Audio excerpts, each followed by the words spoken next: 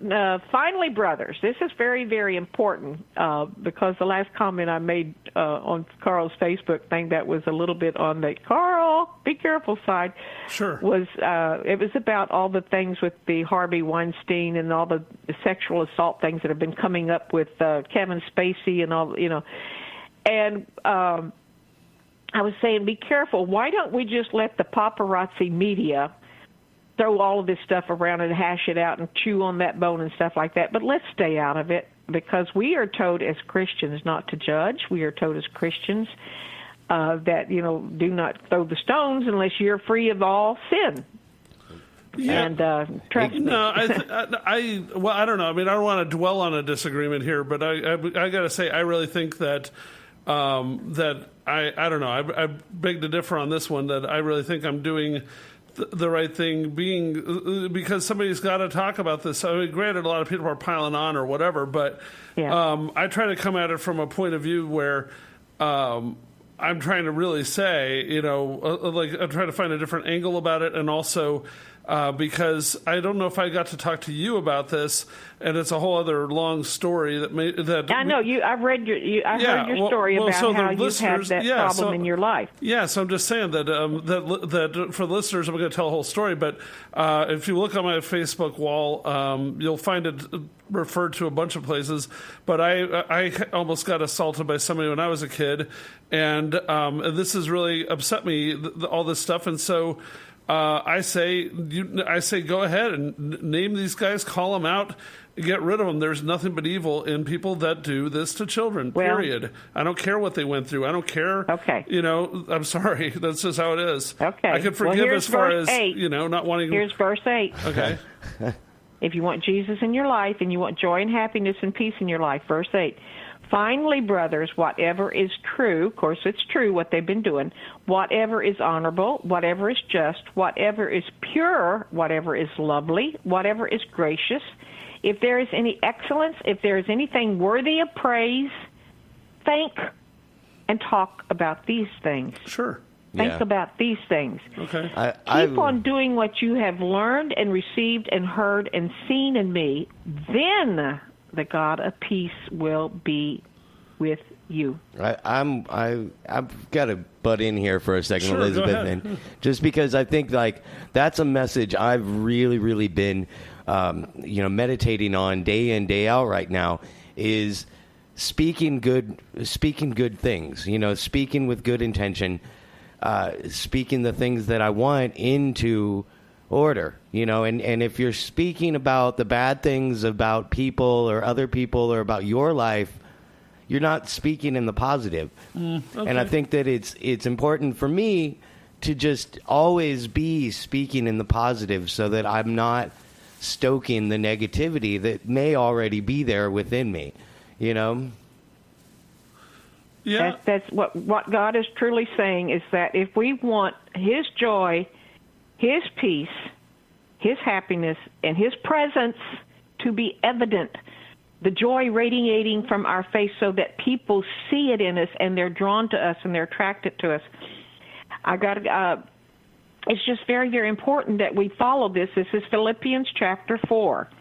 If you want the peace of the Lord, then we must do what He says to do.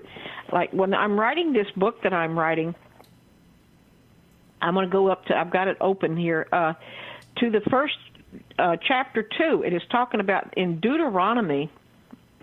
Before I do, I left that missile, and I went to the page and listen on which is November the 10th. I see you not as the person you are now, but as the person I am making you into. See the connection to what God is doing in my life and your life, John, Carl and John. Sure. We are coming from the people we were, but into the people that God is making us.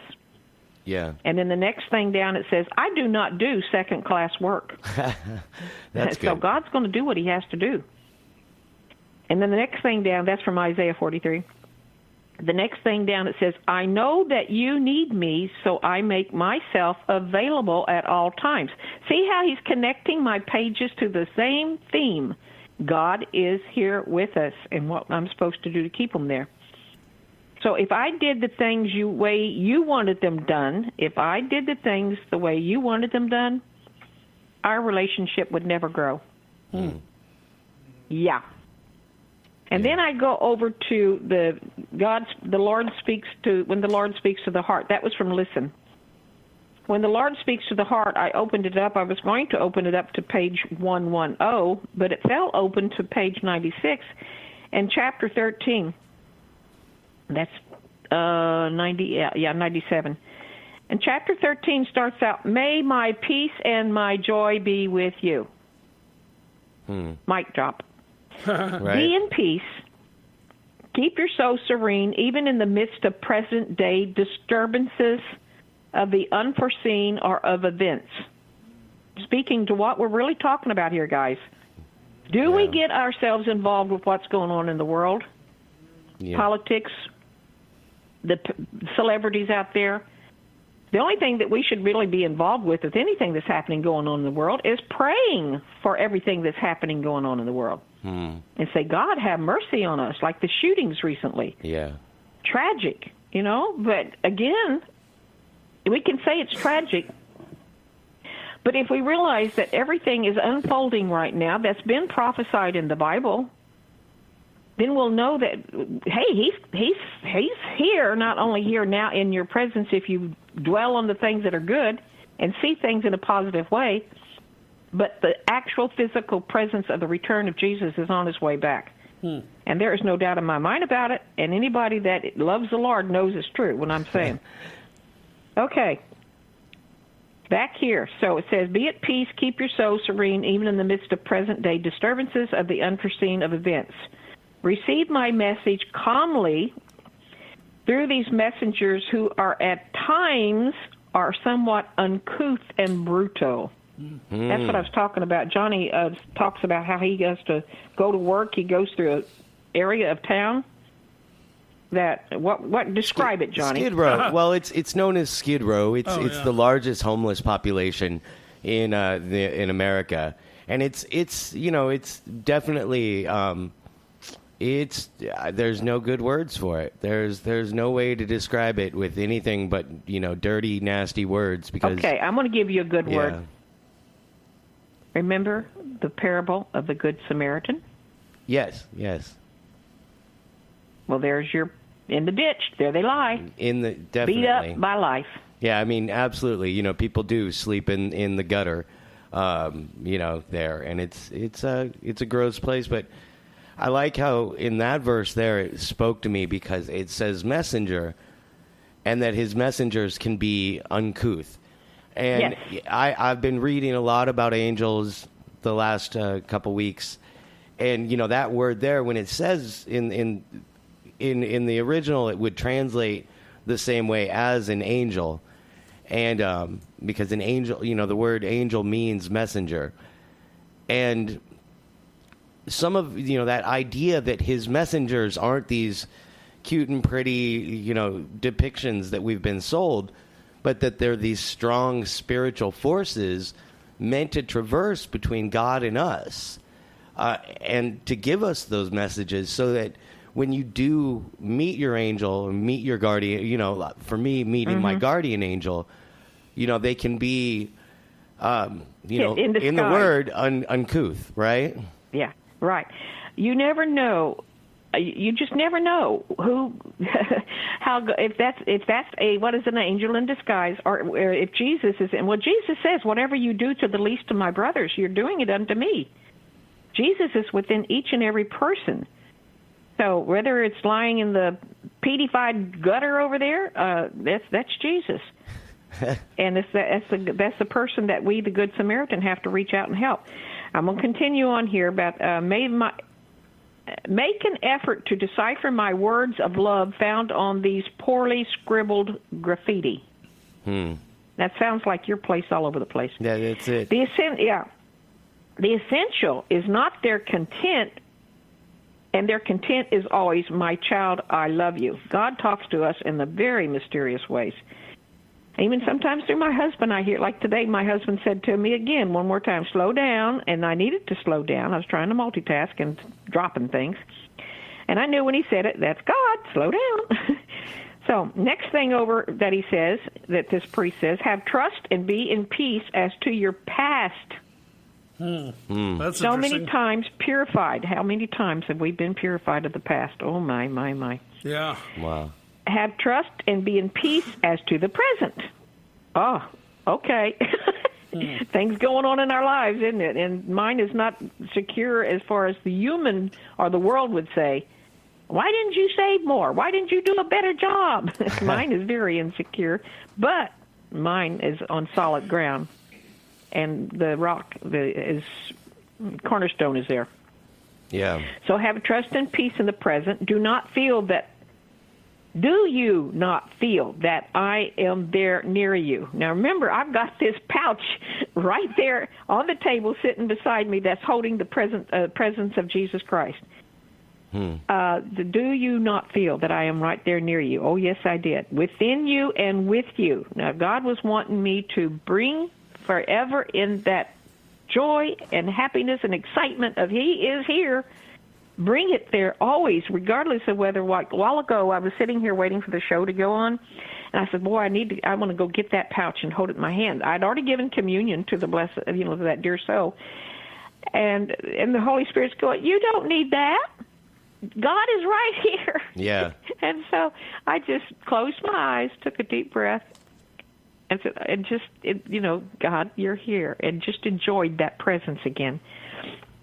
Okay, then. So we got the present. I am with you, and I'm there to guide you. I conduct you, and that even if there are in your present life dramatic moments interspersed with so many hours of calm. That's it exactly. Up and down we go, don't we? I'll never abandon you. I'm always there intervening in the nick of time. Have trust and be at peace as to the future.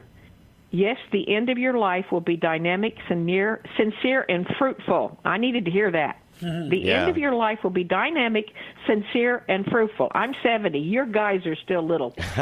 I want to make use of you for me, and when you will be afraid of being useless. Let me read that again. I want to make use of you for me, when you will be afraid of being useless. And that's exactly what 70 years, I am concerned about, Lord, am I ever going to be able to do anything for you? So I'm not going to continue reading, but the rest of this chapter was all about joy and serenity and share the joy of heaven. And this is the only way that we can truly witness, is we have the serenity that is based on hope and trust and the boundless surrender to God's providence. It says there's no need to be rich, not to be in good health in order to be happy. Joy is a gift to my heart, which I will grant to all those who open it up by living for others. For selfish joy does not last, only joy of giving lives. Well, Elizabeth, I mean, go ahead.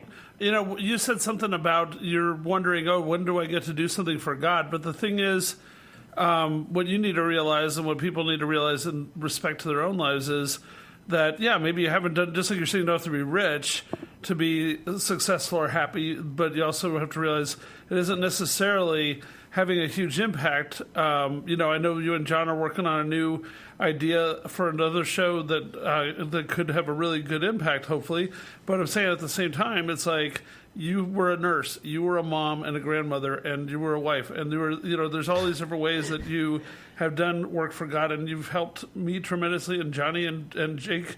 There's another guy who's here hanging out, and and I'm saying that it's what we do day to day, no matter where we're at in life, that is important also, and also what you're right, and also the fact that you helped me so much when I was going through all this horrible stuff earlier this year and in the past, and if I seem to be catching some big breaks, and if I'm the one who catches them, then I couldn't have done it without you putting up and listening to me and harping on me to do all this stuff. And sometimes we forget that, don't we? Yeah, and Elizabeth, really what I'm talking about when I say feeling useless, it just seems like that there are times that you feel like, well, Lord, here's where I'm feeling useless. God has gifted me with the gifts of words of knowledge, wisdom. You know how many times I've